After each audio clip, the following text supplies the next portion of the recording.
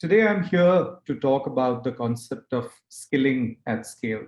The idea is that when the workplace is shifting rapidly, the nature of jobs, the way we work with each other, that's changing dramatically. So when somebody enters the workforce and they spend some time out there, the skills that they walk in with and the skills that they need 1, 2, 3, 4 years down the line, it changes dramatically. And that is why it has become critical that any organization has a large skilling system in place. Now, one of the challenges that we face about skilling at scale is that the systems we have designed are more aligned towards imparting knowledge. So whether we consider online learning, the digital approach to it, or even when we think about instructor-led training programs, those are becoming more and more difficult to conduct now due to various reasons. The focus has been mostly on imparting knowledge. Whereas when it comes to skilling, an important thing to remember is that it should drive behavior change. So for example, let's say I pick a very simple one like driving. Now, if I have to gain knowledge about driving, I can watch videos, I can go through certain modules, I can go through courses, and I would gain that knowledge. Possibly even go through some simulations and learn what is required. But when it comes to actually going on road and driving and negotiating different traffic conditions, that's where skill becomes critical, because that's ever changing. And in that moment, how we respond to that is critical to the aspect of skilling. So the first thing that I'd like to establish is that skilling is not just about someone acquiring knowledge. It's about integrating their context, and it's about application on ground that we would want to say. So any skilling initiative has to start meeting that demand. How do we bring about behavior change on ground? Now, for this, skilling has to imbibe three different things. The first is, yes, the fundamental awareness is important. The knowledge or the conceptual awareness is important. So that's a necessary condition, but it's not sufficient by itself. The second thing is to integrate the context of that learning. So if I go and attend a course on persuasion, but my own work-life context has to be integrated in that. So when I'm practicing, when I'm trying to hone that skill, it has to be done in that particular context. The third thing is that the process of skill development demands that you make certain mistakes. And for that, it is important that there is some amount of coaching also that goes through. And that's why doing it at scale becomes even more challenging. So what exactly is the solution? How do we ensure that we are not just imparting knowledge, but bringing coaching as well, and that too at scale, that too bringing it to everyone in the organization, right?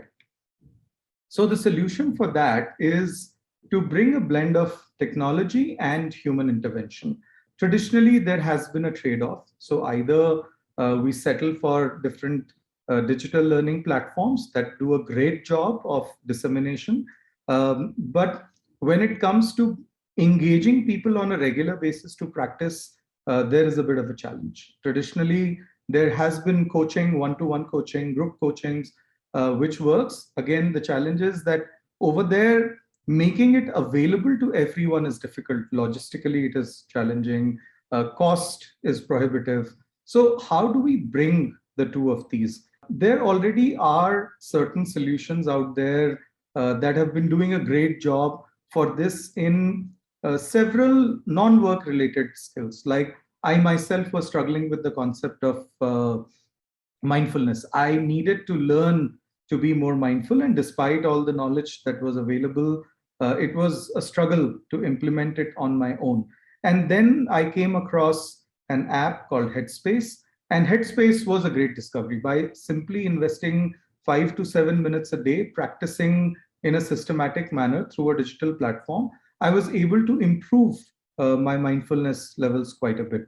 And that is what we have to understand, that how do we bring technology and some amount of human intervention so that the ideal mix can be achieved. And For organizations to run this effectively, there are three key metrics to think about. Number one is that how would we measure the learning outcome? So what is that behavior change? How are we tracking it? What numbers would you check so that the outcome is measured and validated on ground? The second thing is about the learner's experience, because learning is an effortful exercise. It is something which requires us to think, which requires us to apply, which requires us to make mistakes. And in that process, there are many roadblocks. So if as a learner, I am stuck somewhere and that experience is not positive, that dissuades me from doing certain things. So like Daniel Kahneman in his seminal book, Thinking Fast and Slow says that we are effort minimizing beings. We would try and take a shorter path unless there is a clear purpose. So the learning experience in itself has to keep on reinforcing that purpose in small amounts every day. So that's there. And the third thing at the back end, at the backstage, has to be a robust learning operation. So any L&D team, any HR team which is setting up a skilling at scale initiative must also pay attention to how you are going to track it, how you are going to drive behaviors, how you are going to nudge, how you are going to ensure that no one is left behind. So these are the three key areas to think about when driving skilling at scale. So I would like to talk about this particular case study over here to show how we at Vani implemented this successfully and have now scaled it up for a large Indian pharma company. They had a clear pain point.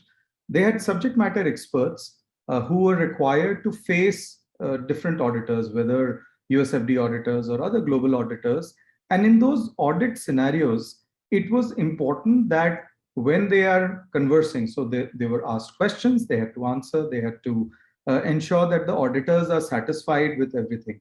The problem that was happening was that people had communication proficiency which was lower than what was required. So the skill proficiency gap, whether it was low confidence or unstructured conversation or unclear sentences, all of these things had a direct impact on their job performance.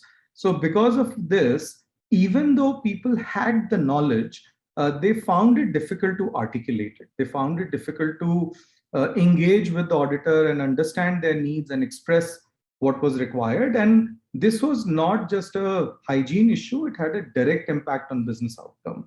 So the organization would end up spending a lot of management bandwidth on something that could have been handled by SMEs.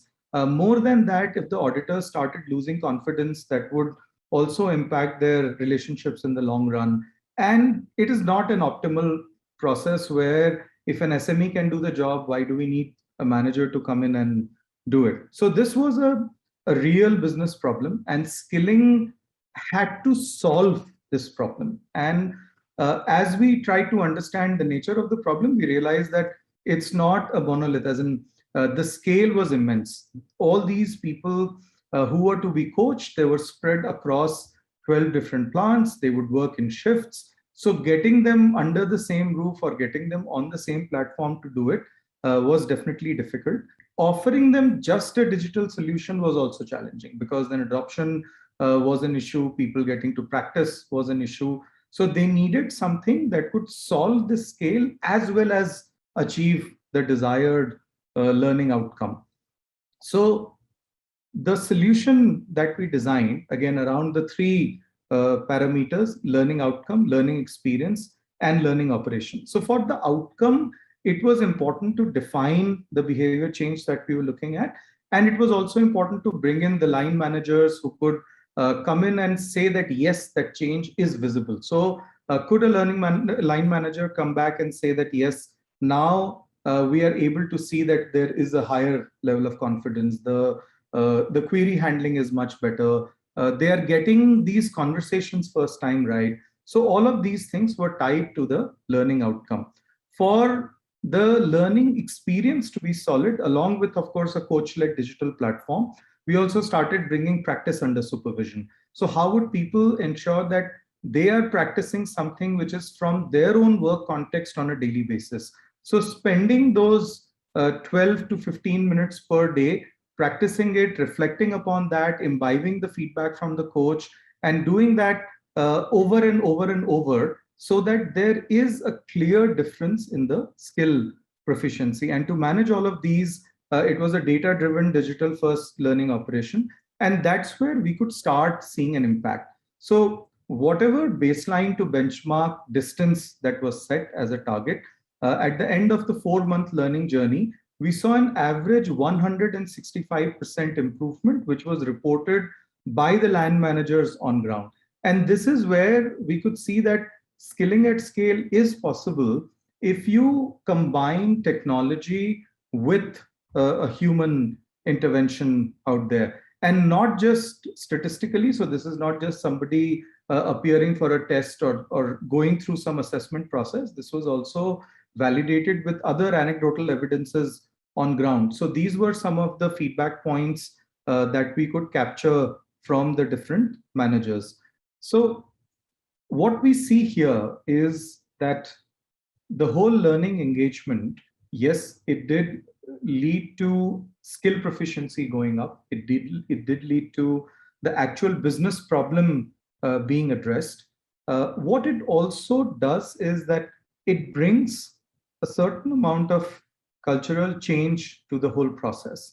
So now we see that there is a greater belief that when you follow a simple system, but you follow it systematically and rigorously, that sort of change can be achieved. For a long time, we have been saying that learning, you can impart the learning, but it is only up to the learner. You can take the horse to the water, but they are the ones who can drink.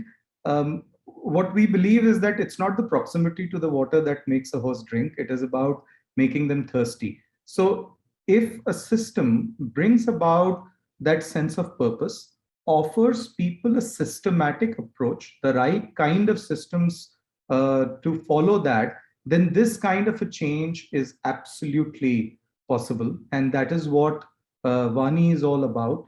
We want to offer people a tool through which they are able to practice under the supervision of a coach. We live in a world where if you have the right amount of money, you can go to the space for a joyride.